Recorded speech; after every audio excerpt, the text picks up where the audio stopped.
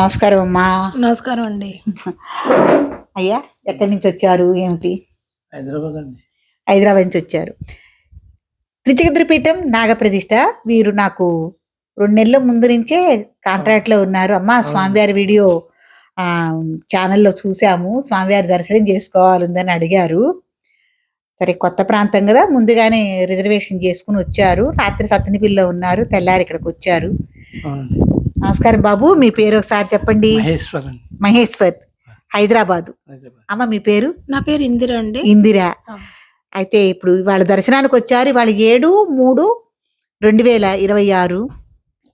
చాలా సంతోషం అండి మీరు రావటము. చక్కగా స్వామివారికి దండలు అవి తీసుకుని వచ్చారు, అలంకారం చేశాము. మొన్న చంద్రగ్రహణం జరిగింది కదా, స్వామివారి నూతన వస్త్రాల్లోనే ఉన్నారమ్మ, మళ్ళీ దండల అలంకారం చేశారు. చాలా సంతోషం అండి మీరు ఎత్తుక్కుంటూ వచ్చినందుకు. ఇక్కడ స్వామివారు ఎలా ఉన్నారు? వాతావరణం బాగుంది, స్వామివారు చాలా బాగున్నారు. బాగా పూజ కూడా మీ పాప చాలా బాగా దగ్గర నుంచి చేయించారు. కుంకుమ పూజలు చేయించారండి. నరసింహస్వామికి అష్టోత్తరం, వినాయకుడికి గరిక పూజ చేయించారు, పూజలు చేయించారు. చాలా బాగుంది, చాలా బాగా అనిపించింది. అసలు స్వామివారిని చూస్తే ఇంకా ఇంకేం లేదండి, ఇంకా అలా ఉండిపోయాం, అంతే స్తబ్దుగా ఉండిపోయామండి. ప్రశాంతంగా ఉంది. స్వామివారిని చూస్తే నేను ఎప్పుడు పిలిచాను ఇప్పుడు వస్తున్నారు అన్నట్టుగా ఉందండి. నాకు అలా అనిపించిందండి. పిల్లలు నేను ఎప్పుడు పిలిచాను, నేను ఎప్పుడు వచ్చారు అంటే 2 months నుంచి మా వారు అంటున్నారండి వెళ్ళాలంటే మనం రిజర్వేషన్ చేయించుకోవాలంటే లేదు, అక్కర్లేదన్నారు ఆవిడ. డైరెక్ట్ గా వచ్చేయచ్చు అన్నారు. కానీ మనం ఇవాళ స్వాతి నక్షత్రం శనివారం రావాలని ఉంది, ఆయనకి ఇష్టమైన రోజు కాబట్టి ఇవాళే వచ్చామండి. 7వ తారీఖు అండి. 7వ తారీఖు. నా పేరు 7 అక్షరాలు ఉంటుందండి, ఈవిడ పేరు 7 అక్షరాలు ఉంటుందండి. మా ఇద్దరి వయసు కూడా 7 సంవత్సరాల గ్యాప్ అండి. నా పేరు ఈవిడ పేరు కలిస్తే 7 అక్షరాలు అవుతుందండి. డేట్ 7 అండి. మా బండి 7 అక్షరాలండి. మేము తీసుకున్న ఇల్లు 7 అక్షరాలండి.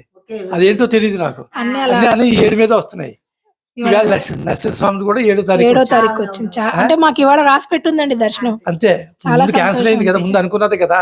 యాక్చువల్ 2 నెలల క్రితం అనుకున్నాం, కానీ క్యాన్సిల్ అయిందంటే ఈ రోజు జరగడానికే. స్వామివారు ఈ రోజు నిర్ణయించి ఉంటాడు అనుకున్నాం, అంతే. మేము మీకు ఏంటంటే చూడటానికి కమర్షియల్ గా ఏం కనపడదండి, కమర్షియల్ ఏం కనపడదు, దైవత్వం తప్ప. ఇక్కడ మీరు అందరూ అదృష్టవంతులండి. మీ పాప గారు, మీరు గారు అందరూ చాలా చాలా చాలా అదృష్టవంతులు, సుకృతం చేసుకుంటున్నారు. అయితే ఆయన సేవ చేసుకుని భాగ్యం కలగటం చాలా గొప్ప విషయం అండి. అది అందరికీ జరగదండి. ఇంతకాలం 70లో ఆయన ప్రతిష్ఠించారు, ఇప్పటి వరకు మీరు మెయింటైన్ చేశారంటే చాలా గొప్ప విషయం అండి కదండి. మరి అడవిలో అప్పటికి ఇంకా అడవి, అదే అన్న పాపతోటి, అప్పటికి ఇంకా అడవి కదా, పాములు అవి తిరిగేసి ఉంటాయి. ఎన్నో బాధలు పడ్డాము, చాలా అవాంతరాలు ఎదుర్కొని ఉంటారు మీరు. చాలా అండి, చాలా. ఒక రకంగా కాదు, ఈవేళ ఇక్కడికి రావడానికి చాలా ఇబ్బందులు పడి ఉంటారు. ఎప్పుడైనా మీకు ఇది పుట్టిల్లు, మీ ఇద్దరికి కూడా. మీరు ఎప్పుడు రావాలన్నా ఇంత శ్రమపడి రావాల్సిన అవసరం లేదు. అర్థమైంది కదండి, అర్థమైంది. చాలా తేలిగ్గా మీరు రావచ్చు. రేపల్ ఎక్స్ప్రెస్ చక్క పడుకుని, బెర్తుల్లో పడుకుని రావచ్చు, సులువుగా రావచ్చు. మీకు ఇక్కడ వసతి సదుపాయాలు అన్ని ఉంటాయి, రూమ్ ఉంటుంది. చక్క మీరు ఎప్పుడైనా వచ్చి 2 రోజులు ఉండి మీరు కాస్త జపం చేసుకుంటాము, ఆధ్యాత్మికంగా స్వామివారి దగ్గర మేము ఉంటాం అనుకున్నట్లా కూడా మీరు రావచ్చు అన్న. మీకు అవకాశం ఉంది ఇక్కడికి రావచ్చు. లేదు ఏదైనా విశేషంగా పూజలు కానీ హోమాలు కానీ జరిగినప్పుడు కూడా మీకు నేను తెలియజేస్తాను. తర్వాత మీరు స్వామివారిని నిత్యం చూడలేకపోయినా నా స్టేటస్ చూస్తే మీరు ఏ రోజుకి ఆ రోజుకి అలంకారం కానీ ఎవరన్నా వచ్చినా ఆ విషయాలు అన్ని మీకు స్టేటస్ చూడొచ్చు. స్టేటస్ నేను పెడతాం, అమ్మాయి పెడుతుంది, అలా పెట్టేస్తాం. ఇవాళ స్వామివారి అలంకారంలో ఇవాళ పూజలు జరిగినాయా ఇవాళ మీరు చూడొచ్చు. సరేనా? తర్వాత బయట ఛానల్స్ లో కూడా అన్నిట్లో వస్తా నేను. ఇటు టీవీ, బిఆర్కే, సివిఆర్ అందులో అలాంటి ఛానల్ చూసి మా వారు అంటే వెళ్ళాలంటే ఇప్పుడు అయ్యింది. అప్పుడు మీరు ఇంట్లో ఉండి మీరు ఏదైనా ప్రశ్నలు అడిగినా నేను సివిఆర్ లో అప్పుడప్పుడు సమాధానం చెప్తాను.